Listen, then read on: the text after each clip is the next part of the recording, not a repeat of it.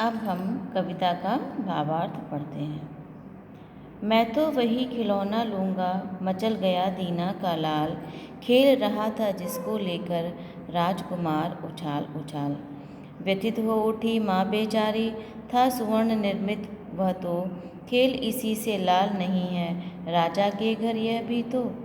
राजा के घर नहीं नहीं माँ, तू मुझको बहकाती है, इस मिट्टी से खेलोगे क्यों राजपुत्र, खेलेगा क्यों राजपुत्र, तू ही कह तो। फेंक दिया मिट्टी में उसने, मिट्टी का गुड्ढा तत्काल, मैं तो वही खिलौना लूँगा, मचल गया दीना का लाल। अब यहाँ पे कवि ने ये बताने की चेष्टा की है कि बालहट के स्वरूप में यह दर्शाने की चेष्टा की है कि हम हमेशा उस वस्तु की ओर आकर्षित होते हैं जो हमारे पास नहीं होती है और हम उसे पाने का प्रयत्न करते हैं।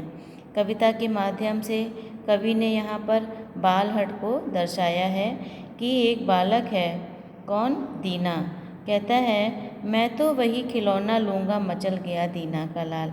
यहाँ पर जो दीना का लाल है, जो एक बालक है, वो राजकुमार के खिलौने को देख करके मचल जाता है कि मैं तो वही खिलौना लूँगा जिसको राजकुमार उछाल उछाल कर खेल रहा था। व्यथित हो उठी माँ बेचारी, था सुवर्ण निर्मित वह तो, खेल इसी से लाल नहीं है, राजा के घर भी यह तो। अब माँ जो है वो उसकी बात सुन करके दुखी हो जाती है और बोलती है और वो कहती है कि वो तो सोने से निर्मित है और तुम इसी से खेलो, इसी मिट्टी के खिलौने से खेलो, क्योंकि यह खिलौना भी तो राजा के घर में नहीं है, राजा के पास में नहीं है। राजा के घर नहीं नहीं माँ, तू मुझको बहकाती है, इस मिट्टी से खेलेगा क्यों राजपुत्र, तू ही कह तो। अब वो बालक कहता है कि राजा के घर नहीं नहीं माँ, तुम मुझको बहला रही हो, राजकुमार भला इस मिट्टी के खिलौने से क्यों खेलेगा, तुम ही तो कहती थी। फेंक दिया मिट्टी में उसने, मिट्टी का गुड्ढा तत्काल, मैं तो वही खिलौना लूँगा, मचल गया दीना का लाल।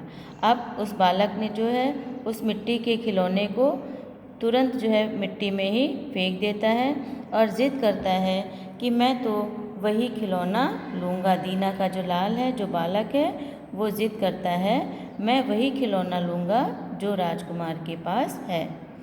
अब यहाँ पर देखिए दूसरा प्रसंग है राजकुमार का, जिसके पास मिट्टी का खिलौना नहीं होता है और वो बालक के खिलौने को देखकर उस बालक के खिलौने को पाने की जिद करता है।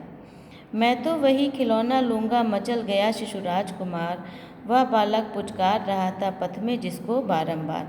अब यहाँ पर देखिए जो राजकुमार है वो जिद करता है कि मैं वही खिलौना लूँगा जिसको रास्ते में वो जो बालक था वो पुचकार पुचकार करके खेल रहा था।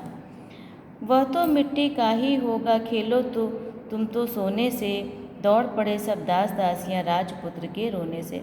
अब राजा के पुत्र को जब वह खिलौना नहीं मिला जो बालक के पास था, तो वो ज़ोर ज़ोर से रोने लगा। उसके रोने की आवाज़ सुनकर दास दासियां सभी जो थे, नौकर नौकरानियां थे, सब दौड़ पड़े और उससे कहते हैं कि तुम सोने के खिलौने से खेलो, यह सोने का खिलौना तो उसके पास नहीं होगा।